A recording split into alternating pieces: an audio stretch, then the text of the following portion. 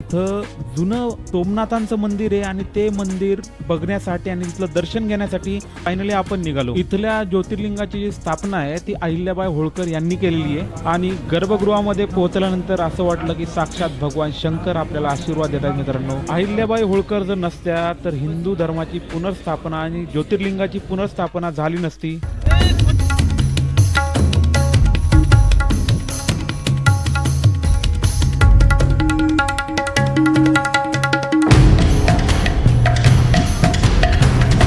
आणि फायनली आपल्याला असं वाटलं की आपण स्वर्गात पोहोचलेलो आहे, कारण सोमनाथ हे जे ज्योतिर्लिंग आहे हे 12 ज्योतिर्लिंगांपैकी एक प्रथम ज्योतिर्लिंग आहे आणि सगळे बघायला उत्सुक होते की उद्या काय होणार आहे. न्यूज रिपोर्टर माझ्यासमोर रिपोर्टिंगची प्रॅक्टिस करत होते आणि रात्र झाल्यानंतर आपण वापस आलो आणि समोर बघितल्यानंतर सोमनाथांचं हे सुंदर स्वरूप बघून आत्मा एकदम प्रसन्न झाला मित्रांनो. आणि सकाळी 4 वाजता आपण निघालो दर्शन घेण्यासाठी.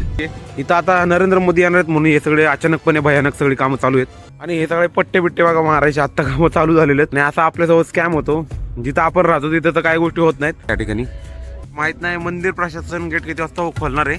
पळतायत सगळं जर गेट ओपन. हर हर महादेव मित्रांनो, आपलं सोमनाथचं अद्भुत दर्शन झालेलं आहे आणि दर्शन एकदा करून पण आपल्याला परत परत दर्शन करायची इच्छा होत होती. आजचाच तो दिवस आहे की आज पासून 1000 वर्षापूर्वी मोहम्मद गजनीनी या ठिकाणी मंदिरावरती आक्रमण केलं होतं.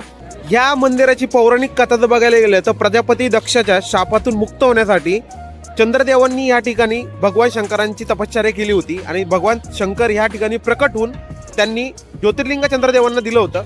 Welcome back to another blog मित्रांनो. मी आहे तुमचा मित्र अविनाश. ओम नमः शिवाय. आणि आज आपण निघालो होतो सोमनाथ महादेवांचं ज्योतिर्लिंग पाहायला. 15 किलोमीटर आपली गाडी आलेली आहे आणि गाडीने 30चा ॲव्हरेज दिलेला आहे. Welcome back to another blog मित्रांनो. भारत भ्रमणच्या या सिरीज मध्ये तुमचं स्वागत आहे आणि आता आपण सोमनाथला निघतोय. हर हर महादेव.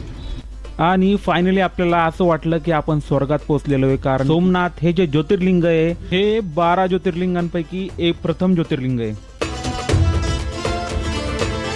आणि सोमनाथ ज्योतिर्लिंग जे आहे ते गुजरात मधील प्रमुख श्रद्धास्थान आहे आणि उद्या नरेंद्र मोदी सोमनाथ ज्योतिर्लिंगाला दर्शन घेण्यासाठी येणार होते मित्रांनो. त्यामुळं आजूबाजूचा सोमनाथचा परिसर अद्भुत सजवला गेला होता आणि पाहता पाहता उद्या नरेंद्र मोदी येणार आहेत ह्याची तयारी चालू झाली आणि सगळे बघायला उत्सुक होते की उद्या काय होणार आहे. आणि त्या सगळ्या गोष्टी बघायला आपल्याला आज भेटत होत्या, म्हणजे सिक्युरिटी झालं, त्याचबरोबर उद्या होणारे सगळ्या गोष्टी झाल्या, उद्या होणाऱ्या ॲक्टिव्हिटीज झाल्या, सगळी लोक उद्या कशी येणार आहेत, कशा पद्धतीने उद्या नरेंद्र मोदींचं स्वागत होणार आहे, या सगळ्या गोष्टी आपल्याला आज बघायला भेटत होत्या, कारण की आज सगळे प्रॅक्टिस करत होते. आणि हे सगळं बघायची मजा मस्त येत होती मित्रांनो, कारण की उद्या आपण इथं नसणार होतो आणि उद्या आपण दुसऱ्या लोकेशनला जाणार होतो. आणि इथं या सगळ्या गोष्टी मी माझ्या लाईफमध्ये पहिल्यांदाच बघत होतो. न्यूज रिपोर्टर माझ्यासमोर रिपोर्टिंगची प्रॅक्टिस करत होते, सिक्युरिटी आणि पोलीस कंटिन्युअसली येत होते आणि सगळ्या गोष्टी बघत होते. आणि ते सगळं झाल्यानंतर अभी कुछ खाने पाणी की सोय होनी चाहिए, इसलिए आपण निकल गए बाहर मस्त खाना खाने को. आणि रात्र झाल्यानंतर आपण वापस आलो आणि समोर बघितल्यानंतर सोमनाथांचं हे सुंदर स्वरूप बघून आत्मा एकदम प्रसन्न झाला मित्रांनो. आणि त्यानंतर लेझर शो जे आहेत त्याची तयारी चालू झालेली होती. आजूबाजूचा परिसर अद्भुत सुंदर झालेला होता. आपण आता सोमनाथला थांबलेलो आहे आणि या ठिकाणी आपण आता पनीर बिर्याणी बनवतोय. टेंट पॅक करून झालेले आहेत. आपण या ठिकाणी आपली गाडी पार्क केली होती आणि सकाळी 4 वाजता आपण निघालो दर्शन घेण्यासाठी. या ठिकाणी ज्या वेळेला तुम्ही याल आणि जर तुम्हाला कुठं आंघोळ करायला कुठेही प्लेस नसेल तर त्या टायमिंगला तुम्ही इथं आंघोळ करू शकता. इथं आंघोळीची मस्त सोय केलेली आहे. इथं आता नरेंद्र मोदी येणार आहेत म्हणून हे सगळे अचानकपणे भयानक सगळी कामं चालू आहेत. इकडे सगळीकडे डेव्हलपमेंटची कामं चालू आहेत. डेव्हलपमेंट म्हणजे असे पट्टे बिट्टे मारायचे, लाईटी लावायच्या, म्हणजे येताना असं दिसन की बाबा की खूप इथं कामं झालेले आहेत. आणि हे सगळे पट्टे बिट्टे बघा मारायचे आत्ता कामं चालू झालेले आहेत. आणि असा आपल्याजवळ स्कॅम होतो. जिथं आपण राहतो तिथं तर काही गोष्टी होत नाहीत आणि जिथं नरेंद्र मोदी येणार तिथं किंवा काय मोठा इव्हेंट असेल गव्हर्नमेंटचा हे सगळे डेव्हलपमेंट होऊन जाते.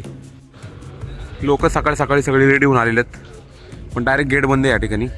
माहीत नाही मंदिर प्रशासन गेट किती वाजता खोलणार आहे, पण इथं लोक सकाळी सकाळी 4 वाजताच रेडी होऊन लाईनीमध्ये लागलेले आहेत. सगळे पळतायत सगळं जर गेट ओपन. मित्रांनो आता मोबाईल आपण जमा करतोय आणि आपण आतमध्ये दर्शनाला जातोय. तर चला मग.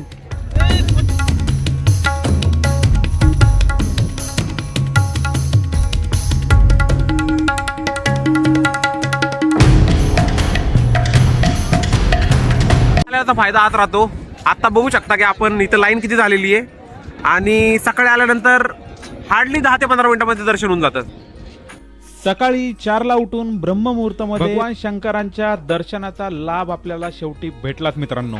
हर हर महादेव मित्रांनो, आपलं सोमनाथचं अद्भुत दर्शन झालेलं आहे आणि दर्शन एकदा करून पण आपल्याला परत परत दर्शन करायची इच्छा होत होती आणि सगळ्यांनी आम्ही परत आतमध्ये जाऊन दुसऱ्यांदा पण दर्शन केलं, कारण दर्शनाचा जो ओव्हरऑल एक्सपिरियन्स होता तो अद्भुत होता. आणि आजचाच तो दिवस आहे की आजपासून 1000 वर्षापूर्वी मोहम्मद गजनीनी या ठिकाणी मंदिरावरती आक्रमण केलं होतं आणि आजच्या दिवशी नरेंद्र मोदी मंदिरावरती येतात आणि मंदिराची आज पूजा आहे आणि खूप मोठा कार्यक्रम आहे. या मंदिराची पौराणिक कथा जर बघायला गेलं तर प्रजापती दक्षाच्या शापातून मुक्त होण्यासाठी चंद्रदेवांनी या ठिकाणी भगवान शंकरांची तपश्चर्या केली होती आणि भगवान शंकर या ठिकाणी प्रकट होऊन त्यांनी ज्योतिर्लिंग चंद्रदेवांना दिलं होतं. आणि त्यानंतर सोमनाथ हे सोम आणि नाथ, सोम माने चंद्र आणि नाथ असं सोमनाथ म्हणून या ठिकाणाचं नाव पडलं. आणि मित्रांनो, मी तर तुम्हाला सजेस्ट करेल की ज्या वेळेला तुमचं दर्शन होईल त्यावेळेला तुम्ही सोमनाथचा आजूबाजूचा जो प्रदेश आहे तो फिरायला तुम्ही निघा. खूप साऱ्या नवनवीन गोष्टी तुम्हाला आजूबाजूला बघायला भेटतात. लोक इथली खूप छान आहेत आणि आजूबाजूचं जे वातावरण ते अद्भुत आणि धार्मिक वातावरण आहे. तर मी तुम्हाला डेफिनेटली सांगेल की आजूबाजूचा प्रदेश बघितल्याशिवाय इथं दर्शन केल्याशिवाय जाऊ नका. इकडे फिरत असताना आपल्याला समजलं की इथं जुनं सोमनाथांचं मंदिर आहे आणि ते मंदिर बघण्यासाठी आणि इथलं दर्शन घेण्यासाठी फायनली आपण निघालो. इथल्या ज्योतिर्लिंगाची जी स्थापना आहे ती अहिल्याबाई होळकर यांनी केलेली आहे आणि गर्भगृहामध्ये पोहोचल्यानंतर असं वाटलं की साक्षात भगवान शंकर आपल्याला आशीर्वाद देतात. मित्रांनो, अहिल्याबाई होळकर जर नसत्या तर हिंदू धर्माची पुनर्स्थापना आणि ज्योतिर्लिंगाची पुनर्स्थापना झाली नसती. तर मित्रांनो, तुम्हाला हा ब्लॉग कसा वाटला हा मला नक्की सांगा आणि भेटूयात आपल्या नेक्स्ट ब्लॉगमध्ये. तोपर्यंत हर हर महादेव.